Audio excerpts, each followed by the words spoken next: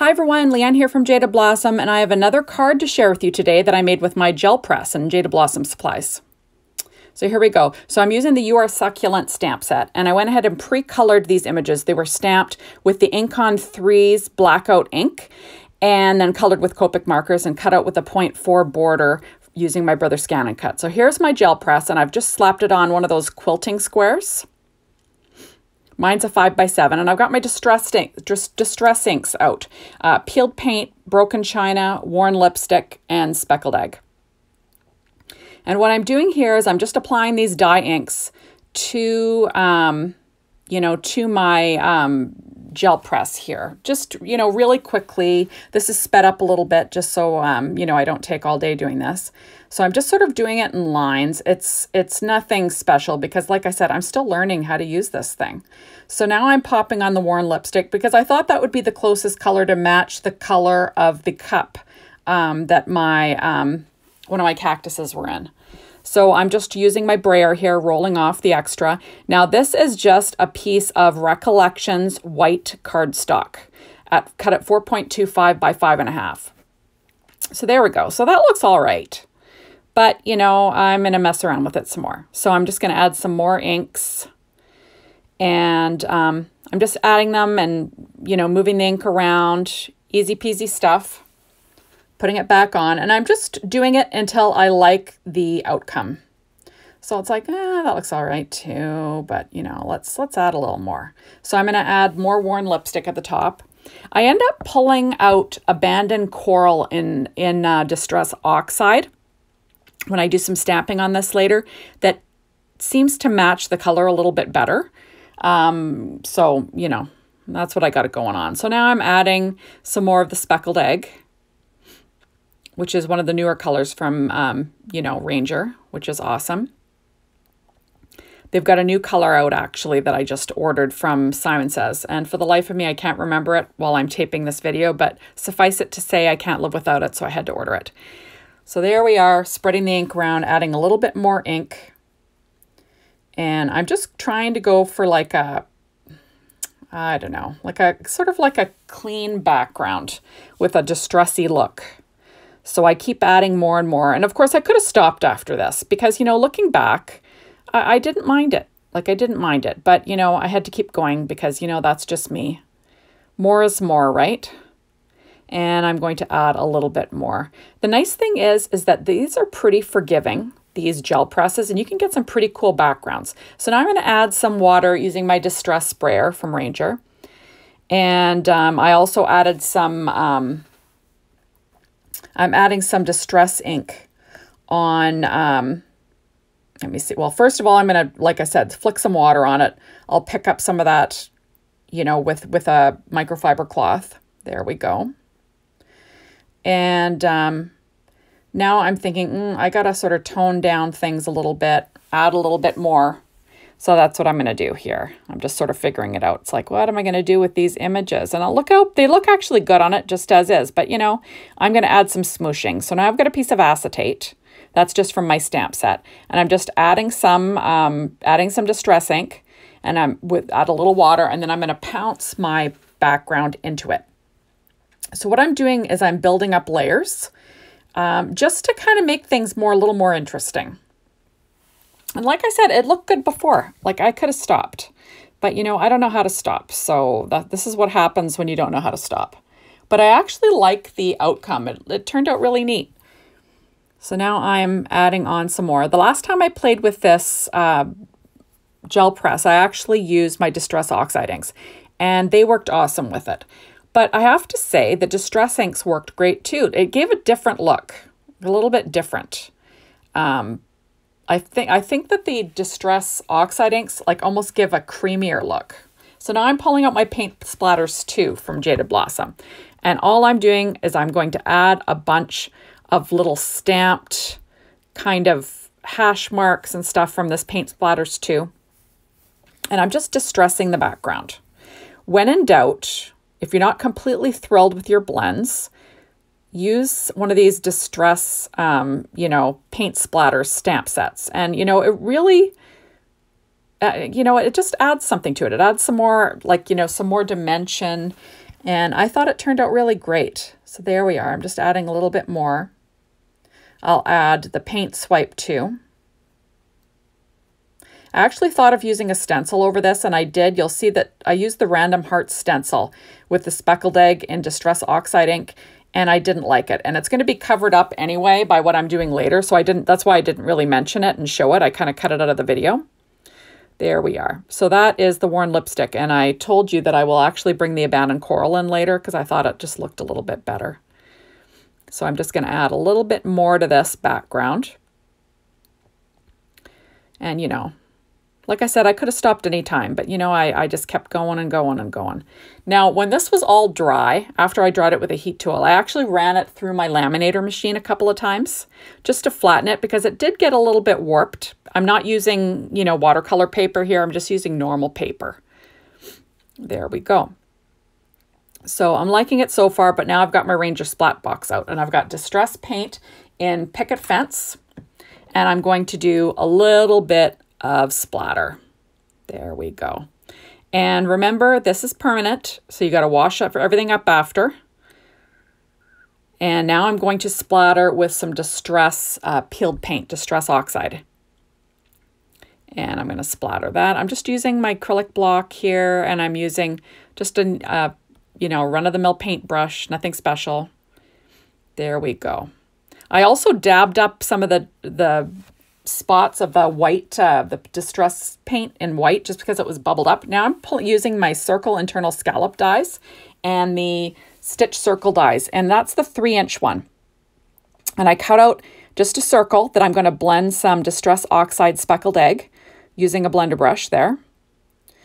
And I used white paper tray ink cardstock to cut the frames for this, that Circle internal scallop die.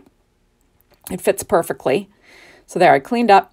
Now I'm going to add a little bit of water just so I get, you know, a little bit of a, you know, water splattered background, sort of like the rest of my card. There we go.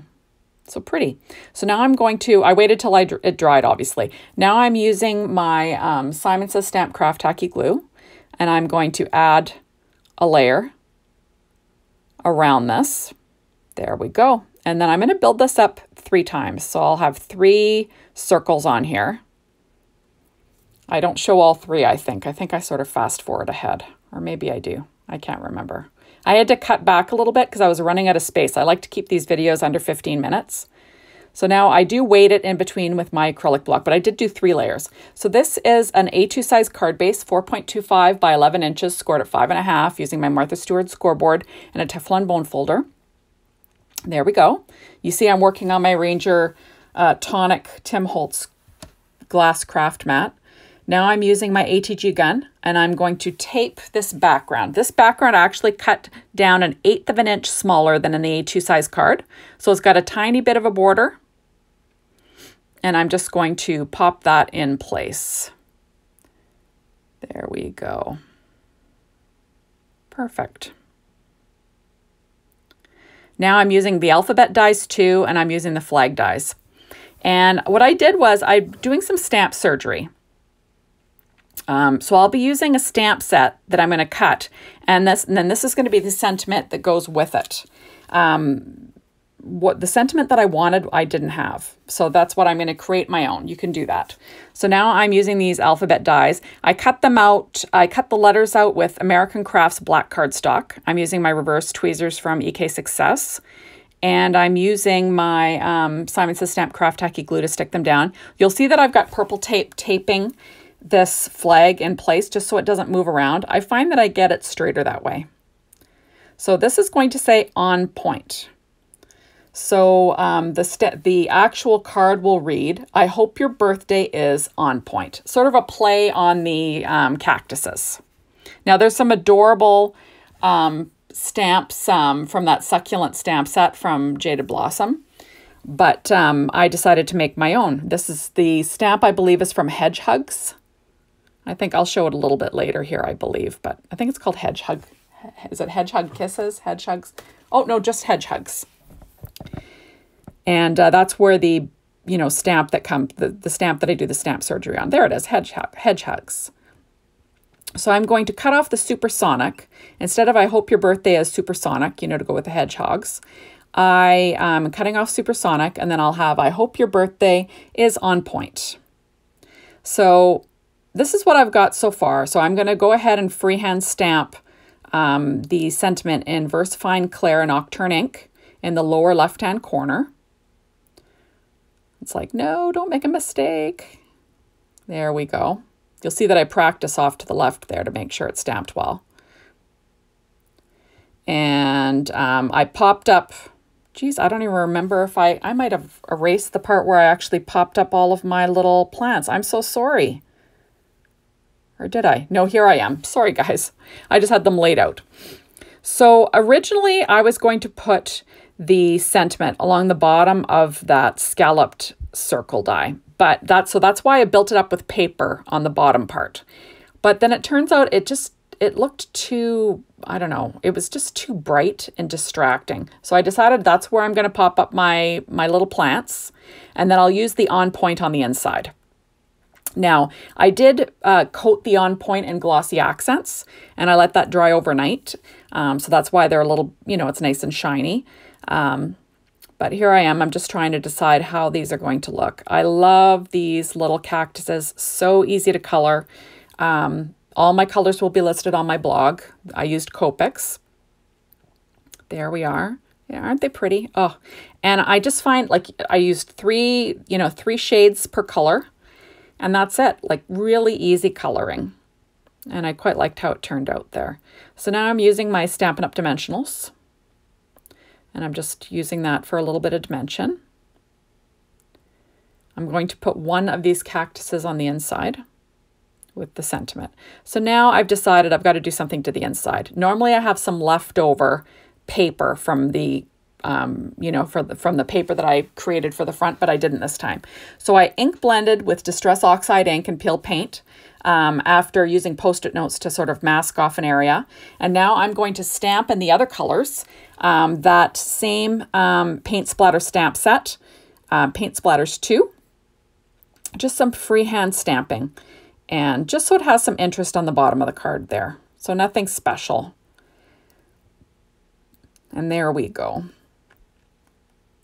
And you'll see I'm using the abandoned coral. I did use the abandoned coral on the front, just on the stripes. You know, I covered up my worn lipstick that I used in the first place. So there we go. So I'm just sort of stamping the checkers and the dots, and now I'll remove that. And I like how it turned out, kind of neat. So now I'm taking that on point sentiment. So I hope your birthday's on point. And I'm going to mat it on one of the other flag dies using that Simon Says Stamp Craft Tacky Glue again. And this is when I decide, oh, I can't use the flag end. It's not going to fit in there.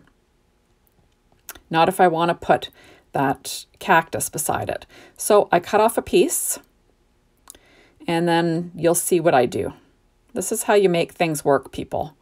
So I'm going to move that flag over so none of the flag is showing. I'll be able to trim it off. And then I'm going to use the other end on the other side. And I'll be trimming off both sides.